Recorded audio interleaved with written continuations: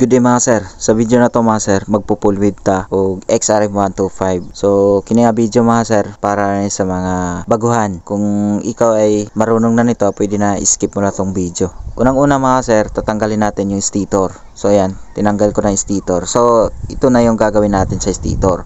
Ang gagawin natin sa stator mga sir is hanapin natin ang yellow wire mga sir. Tapos i-disconnect natin. Oo, i-disconnect natin mga sir. Tapos hanapin din natin yung ground, yung body ground mga sir. So hanapin natin tapos putulin natin yung ground. Pag human natog putol sa ground mga sir, ato na yung i-connect ang ground sa yellow wire mga sir. So dili na nato hilabtan ang pulser mga sir ha. Karon kay nahuman naman nato og connect mga sir ang yellow wire og ground mga sir. Ato na siyang butangan og electrical tape para safe. Pag human natog butang og electrical tape mga sir, ato na din siyang itaod sa iyang crankcase cover. Karon kay nakataod naman sa crankcase mga sir ang stator, ato na din siyang i-test gamit ang multimeter mga sir, multitester. So unang-una i-test natin kung meron bang continuity ang yellow at saka white. Ato nang i-test sa 10 times para malaman natin merong continuity kung goods ba. Tapos i-test din natin ang yellow wire tapos yung isang test pin mga sir doon sa ground, sa body ground. So kung merong continuity, meaning nga hindi po naka full wave o yung stator mga sir. Karon mga sir kay goods naman ang atong pag full wave, ako na din siyang gitaod sa makina. Karon mga sir, diri na punta sa socket. Diri sa socket mga sir, gipagawas na ko ang yellow wire connection mga sir. Kana magong yellow wire connection mga sir, mao na siya main line sa atong headlight. So kanang yellow wire mga sir nga padulong sa atong headlight, ato lang na siyang kunikan unya og positive wire. So kanang gikan sa stator nga yellow wire mga sir, ato na siyang ipadulong sa atong regulator. Ana ra na siya kasayon mga sir. So dirita sa socket sa regulator at kung gipananggal ang socket mga sir kay ato man siyang itagsa-tagsag connect sa atong full wave nga regulator. Diri sa regulator mga sir, naa gini siya upat ka connection mga sir no. So naa siya color nga yellow, tapos naa siya color nga red, tapos siya color nga white, tapos green mga sir. So muna yung connection sa regulator mga sir. Diri sa full wave regulator mga sir is 5 wires na ni siya mga sir no. Lahi na yang color coding. Pero sa green mga sir,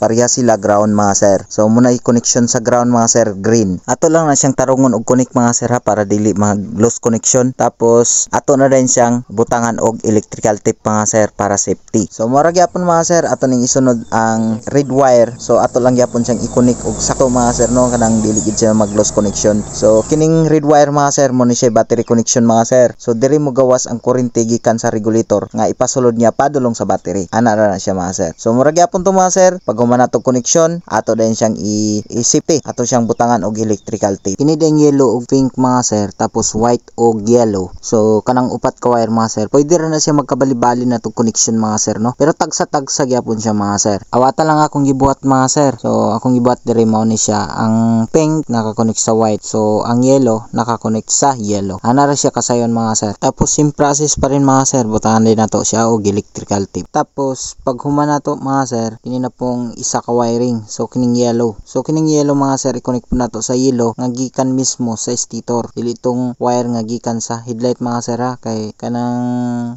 yellow nga padulong sa headlight, ato na siyang pansakan og positive para musiga atong headlight or tail light. So kining yellow mga sir nga i-connect nato is padulong ni siya sa stator coil mga sir. Pag human nato connect mga sir, mura gyapon ato gyapon siyang butangan og electrical tape. Karon kay na-connect naman nato ang upat ka wirings mga sir. 5 pins pan ang full wave, so na siya nabilin nga black wires. Kining black wires mga sir, kung nakapanood kayo sa last video nako, kining black wires mo ni siya controller sa atong charging mga sir. So pwede naman ni siya idikit nato diretso sa red wires. So pero diri sa video mga sir, atong gi-separate, gi-connect nako sa common wires. So ang common wire sa Honda XR mga sir is yung kulay black. Kining wire nga gikan sa regulator nga color black, mao ni ang atong i-connect padulong sa common wires mga sir. Tapos kanang color black mga sir, ato na siyang i-connect sa yellow wire. Kay kanang yellow wire mga sir, mo na atong headlight, mainline headlight connection. So ato na siyang pasudlan og positive mga sir, kay naka full wave naman ang stator, wala na siya lighting coil. So ang mahitabo, battery operated na ang atong headlight mga sir. So inana ra kasayon mag full wave mga sir no. So hopefully nga meron kayong natutunan sa video na to mga sir. So